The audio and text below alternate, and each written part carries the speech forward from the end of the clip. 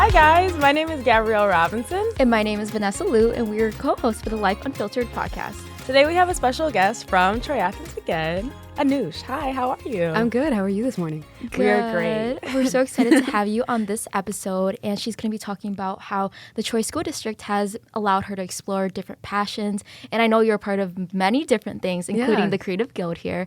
So yeah, we're excited to have you. Do you want to introduce yourself a little bit? Yeah, my name is Anoush Rophael. I'm a senior at Athens, and I have been part of the Creative Guild since freshman year. So it's kind of been a constant in my life throughout high school, and I'm so glad to have it in my life. Mm-hmm. Do you want to tell us more about things you're a part of? Yeah, of course. School? So besides the Troy School, besides the Creative Guild, I'm also part of our orchestra at Athens. I've also been part of that for 4 years. Mm-hmm. And also I run 2 clubs. I am on I'm on board for Social Justice Project, which runs Ethnic Fair every year. Yeah, and I also am on board for Eastern European Cultures Club. Mm-hmm. We also participate in Ethnic Fair every year, but those clubs sort of correlate and create my identity, and so the Creative Guild sort of fuels my film side and my photography, orchestra, my musical life, because I've been playing with the violin for 15 years. Wow. Yeah. And Social Justice Project is sort of like my identity as an immigrant. And same thing goes for Eastern European Club since I'm half Ukrainian. So all of that combines and creates me. That is so cool. Yeah, that's beautiful. So you're talking about SJP, and I know that we talked about it a little bit on the conference. Do you want to talk about the conference and how you were able to share? Yeah, so both Gabby and I were a part of was it National Equity? I think so. Conference? Diversity, something similar to that. But it was a chance for students at our school to showcase clubs that showcase diversity and inclusion, and one of which was Social Justice Project. And we wanted to talk about Ethnic Fair and how big of an impact that it has on Athens because of the scale of it. 100%. And it's because it's so student run. My board members are Claire Tintenko, Jonathan Lee, and Kavya V. And the amount of effort that we're putting in for Ethnic Fair this year, I'm very excited, and that's what we wanted to demonstrate at that meeting. We had a little mishap, a technological. Yeah. What was it? We had a mishap. We have a video that I made a couple years ago, a highlight reel of Ethnic Fair, and it wouldn't play at all. So, but still a beautiful presentation, though. Thank you. Great. I was kind of hiccuping halfway through, okay. But I love that I got the chance to share what we wanted to. Our goal for our school. And I mentioned a couple times that the goal of our club was to open eyes to students who don't have a chance or don't know, diversity in their own life. Yeah, that's so cool. Beautiful, yeah. So what were some early interests or passions that started to take shape, even if you weren't fully aware of them yet? I feel like film, because ever since I was younger, my first dream was to become a pop star. I was so sure I was become like Hannah Montana because I was so obsessed with Disney Channel. I was like, oh my God, Hollywood's going to call me and I'm going to leave tomorrow night. Good luck, But I soon started to realize that that's not how it works. My third grade teacher, Mrs. Stanessa, told me, honey, there's no college for pop stars. I was like, oh. Wow. So I kind of had to shift gears. And I've always been obsessed with books and movies and film. And one way that I get to fuel that need is to make films of my own, because becoming an actor, I realized it wasn't my thing. I created a theater club at my middle school, at Royal Oak Middle School. Oh, that's cool. And I had fun, but I realized it's not like where I am precisely. I feel like I'd rather be behind the camera and put my vision to life and kind of direct. And so I started doing that with my own films. In 6th grade, I got my camera, and ever since then, I started taking photos of everything. And then I figured out that there was a video button. And I was like, okay, videos are a thing. And freshman year, during the club fair on the first couple of days of school, I met Thomas Butcher. I walked over and I see this table with a bunch of lights and cameras and awards. And I was like, that looks like me. That looks like something that I would love to do. And that's where I began sort of my journey of film, and I realized that I can make short films. I don't have to be a studio or like a producer with a lot of money. Right. I turn on my camera, I open CapCut, and perfect, you have a movie. It doesn't take that long, and I started doing that more and more and more, And that just, it's like a constant in my life, you know? Yeah. And I love doing it. I love expressing myself that way. I think that's so cool. And also, I know you've made 2 short films for my Hosta Club. Yeah. And you do such an amazing job. Thank you so The way you much. have the idea out and then you make the script in your brain and then you can just put it like into a video. I think it's literally so amazing. And that's how I see it. Every time like anyone comes up to me, you're like, hey, like, can I do a photo shoot or a video? I immediately have that vision. Yeah. And I try my best to like make it happen. So whenever Nessa and I talk about a video, I have it like I almost describe it in detail how I want it to look. Yes. And then, you know, like it happens. And that's what I love about making films. Like what's up here can be put on screen, and I love that so much. 100%. And I think you're so talented. Thank you for so being much. able to do that. And I know you've been doing this for a while, so just seeing the things that you've made from the past few years and just seeing your growth is truly amazing. Thank you. And I love it so much. And thank you for taking the time too Of for course, making those short films for us. Like it literally like fuels my passion. I realized that I love editing videos a bit more than I like editing photos. It's a bit like with photos it's tedious because a lot of the photos are the same, so you have to like apply the same concept every time. But with video, you see the continuation of like what's in your mind. It's happening right in front of you. It's like when you see a movie, like, oh my God, you're in it. And that's how I feel. That's why I love film so much. I feel like it's a like escape from reality. Whenever I watch films, I am completely and utterly just like submerged into it. Like I went to see Dune a while back, Dune 2, and I left that theater forgetting what planet I was on. I was like, what? Like someone was chewing popcorn and I think I was going to literally jump across the theater and tell them to shut up because of how invested I am in it. And so that's what I love about making my own. I feel so invested. Even like sometimes I film myself. I feel like I'm a different character. I don't see myself. I see like something like a character on screen, and I love that so much. Wow, that's so cool listening to how passionate you are about this. Do you want to talk more about how your understanding of yourself has changed since freshman year? Of course. I feel like freshman year, so I moved around a lot in my life, and in 2020, in 8th grade, I moved from Royal Oak to Troy. And in that moment, I didn't have any friends. Plus, it was COVID, so everything was very, away. I couldn't really talk to anybody. I didn't know anybody. Freshman year was the first time in my life where I entered a space. Yes, it was still COVID and we had masks on, but I felt like I can actually communicate with people and start like placing my roots. And freshman year was sort of my foundation. I am so thankful that I began orchestra that year, and I had a little technicality. I was taking French 3 freshman year, and that was 5th hour, but at the same time it was freshman orchestra. And so I wasn't able to pick either or, and I was at such a high level of French that I was like, I can't go back, So Mr. Quinn, our orchestra director, allowed me to join concert orchestra, which is a level above, which no one's ever done. It's not allowed. If you're a freshman, you need to be in freshman orchestra, not because of the level, but but also because you need to be surrounded by your peers. And I joined concert orchestra, and I immediately got, like, everyone else was older, and they already had their passions, and I feel like I clicked onto that, and I was, like, pulling details of the school, like the terrace. I learned about the terrace from them, or I learned about the corner store. So freshman year, because of orchestra and because of French 3, which was also a higher level class with older kids, I got, like, the Athens atmosphere much more quickly than I would if it was just freshmen. Because, we're all lost freshman year. We all don't know what's going on. So you need like an idol almost to look up to. And that's what I love about freshman year. And that was kind of what it was for me.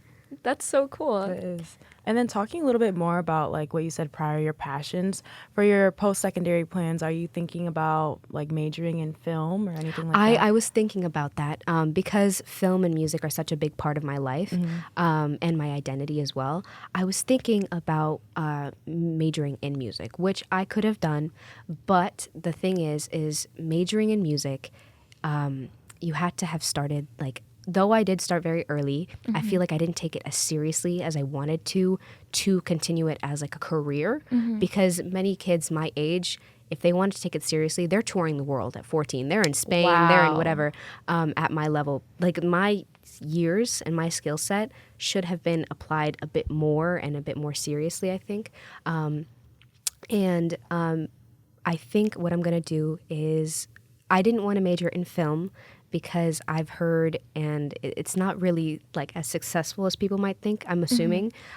Many of my people that I know, family, friends, and a previous orchestra conductor was also a film student. And he was like, yeah, I went hungry for months. I was like, oh, I don't want to do that because the film industry is so, I feel like it's starting to get very saturated, especially with social media now. Everyone wants to be an influencer or like a videographer. So I'm definitely 100% going to continue doing it on my own time and building my own, foundation for it. But I'm planning on majoring in public relations, maybe international relations, but mostly public relations. So I can still, I love working with people. And so I want to create like a community. I want to help out. And that's sort of what I want to do. And I also want to minor in music. So I still have that. And I'm going to try my best to join all the orchestras there are on campus. But I'm never, ever letting go of music and film. That is amazing. Do you know what school you're planning on going to? Yeah, Michigan State University. Oh, we just had someone that was down here from Michigan State. Michigan State, I know the violin professor there. Wow. She was one of my judges for a competition, so I know her and I loved her critiques. I think I might plan on getting a lesson with her so I can get more in touch with the musical area of that school. But also, any awards or anything that I've been recognized for film has come through Michigan State University. So I feel like that's sort of, it's kind of like been giving me Easter eggs all my 4 years of high school. Yeah. So I'm happy to go. The campus is beautiful, and I know the programs are great there. That's cool. Yeah. So can you tell us about a project or a moment within the Guild that felt like a turning point for you? Yeah, I feel like a turning point for me was a short film called Gone. Akshaya from Troy High, her and I have done a couple films together, and that was, I think, the first film I've ever directed. I got a text from Thomas Butcher saying, hey, there's a student from Troy High who needs help, operating a camera. She's going to direct it, but she needs a camera woman. She doesn't know how to use it very well. And I was like, I'm there. I'm on set. Bring it over. And I got a couple Athens students. It was Sofia Estrella and Athens graduate, Ben Maher, and, I forgot. We had one more. Katie Redmond, thank you. But they were our actors, and the synopsis of the film is there's a blind girl played by Sofia Estrella who goes on a camping trip with her family, but her family, her mom and dad are kidnapped, and she doesn't know that. And so they're replaced by these serial killer vibe people, and they are, plot twist, cannibals.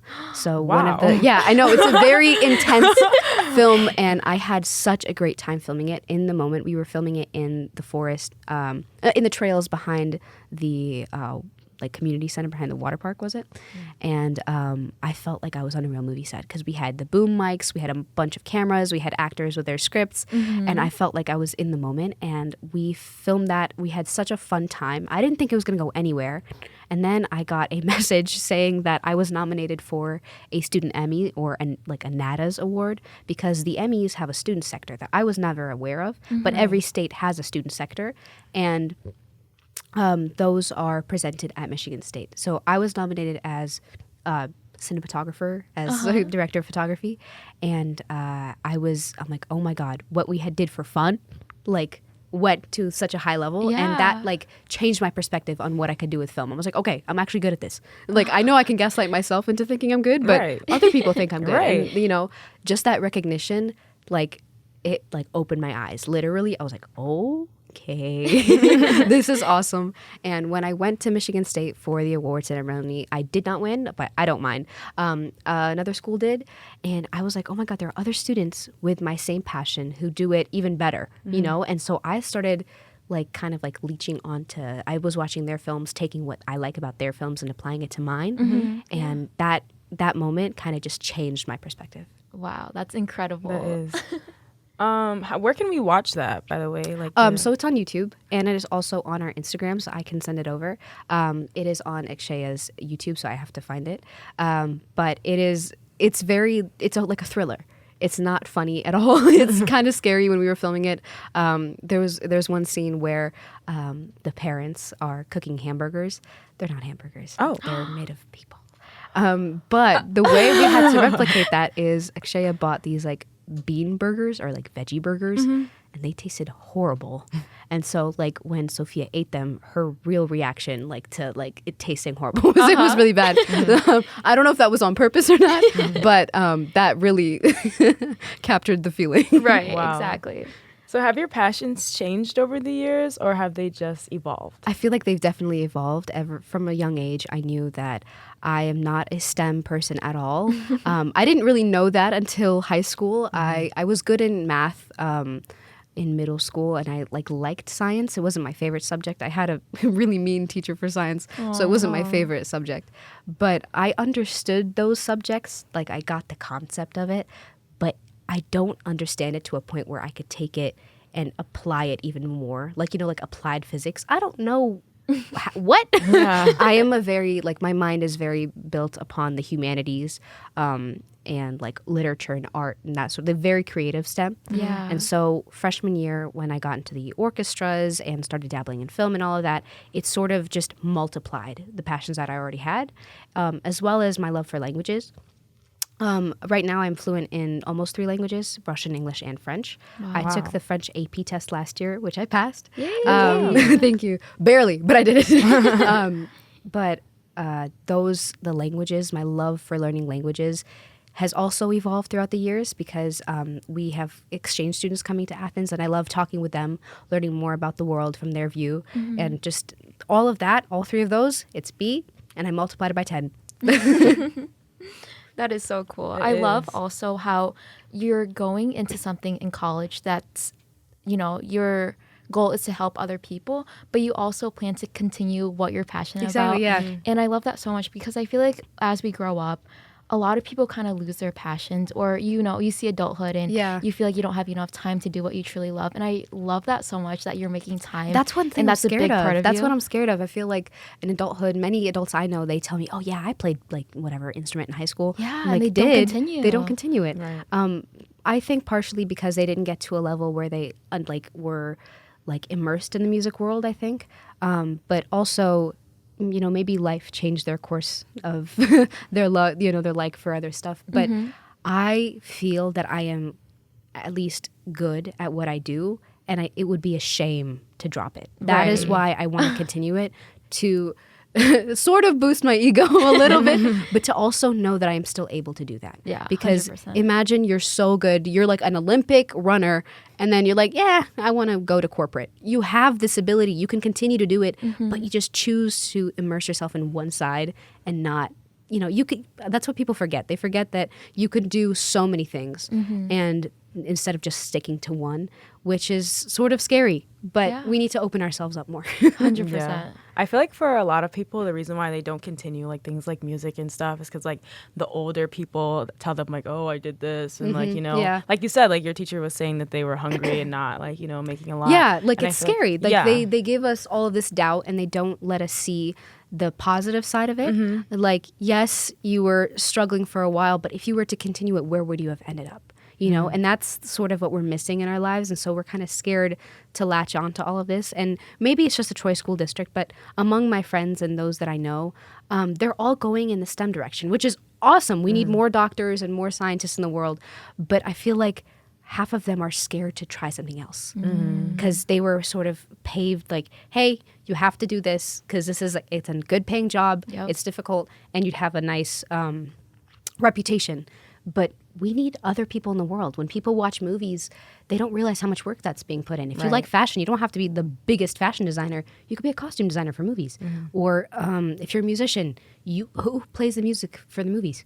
Like orchestras. Sorry, but You're good. all of this, like, even not just with movies, that's what I'm obsessed with. That's why I'm speaking on it. But anything else, advertisements or companies or weddings, or there's so many little things that create all these events that we have in our daily lives that people forget that those are real jobs. Yeah. They think they're just like a secondary option when it's not. Like, yes, those are great careers, but you don't need to be afraid to step out of your comfort zone. 100%. And I truly believe that your gifts will make a way for you with whatever you choose Thank to you. do. I hope so. I hope Yeah. so.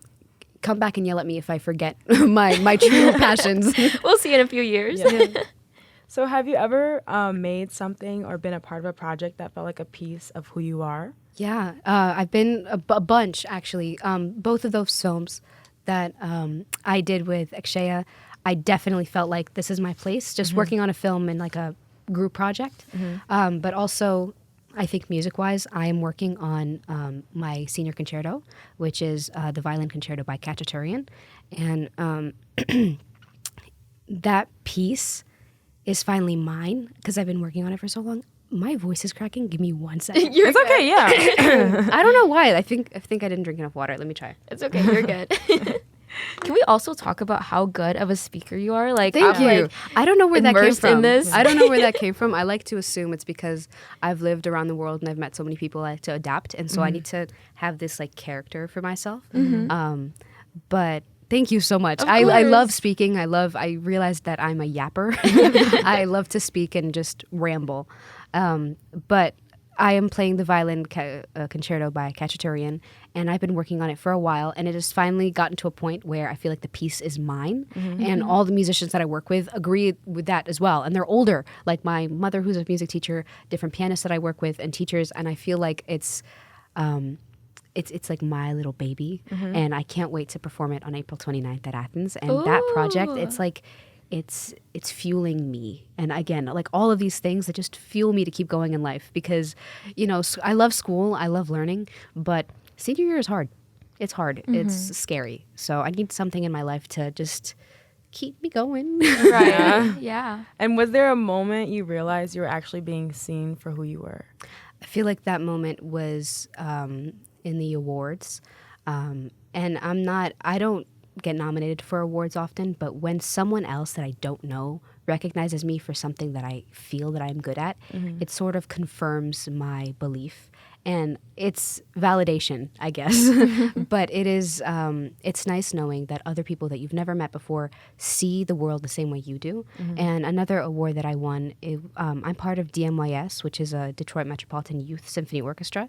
I have been a part of it for 8 years. And every year at the end of our concerts, our concerts that complete the year, our last concerts of the year, the conductors give out awards. The awards consist of, I think it was like most outstanding musician, director's award, and then there's one more I can't remember. But I have been working my butt off for 8 years, and every year I'm never nominated. And I was like, dang it, like, okay, whatever. And last year, I feel like I finally found myself in high school, junior year. You're kind of beginning to mature more. And I started to apply my concertmaster skills to my orchestra at DMYS because I am not first chair in DMYS. I am like second desk, I think, so like fourth or third chair. But I still continue to apply my knowledge of like, hey, like let's work on this as a group and stuff. And I just started putting effort into my section. And I got recognized with the Director's Award. And I feel like, I was like, finally. But that made me realize that I like helping other people, guiding them in one direction, whether it's with the camera, directing, or with music, you know. And yeah. Wow, that's incredible. Thank you so much. You are such a wise woman, and I love like how you agree. have your plans already, or Thank like you. somewhat. And I love talking to you today. And Thank just you. I hearing had how such a you are. fun time. Thank you so much for having me this morning. Thank you for coming on. Yeah, And thank truly, you. it was incredible hearing about how passionate you are about these things because it's not something like I feel like I hear a lot amongst like my friends and students at school talking about their actual true passions and wanting to continue that after high school. So yeah, that's amazing. Thank you. And this, again, the validation, the confirming my belief in my passions, I'm so thankful and grateful. Thank you so much. Thank you for being on. course. And thank you to the audience. You guys know where to find us at life.unfiltered pod on YouTube, Spotify, and Instagram. Yeah, and I'm going to try not to mess this up this time, but DM us on our Instagram or fill out the Google form if you would like to be a guest or you have a topic that you would like us to talk about. Yeah, once again, thank you so much, Of course, Anoush. I'm grateful. Thank you. And thank you to our audience for tuning in on this week's episode. We're your co-hosts, Vanessa Liu. And Gabrielle Robinson. And always remember to embrace the mess and live life unfiltered. Bye, guys.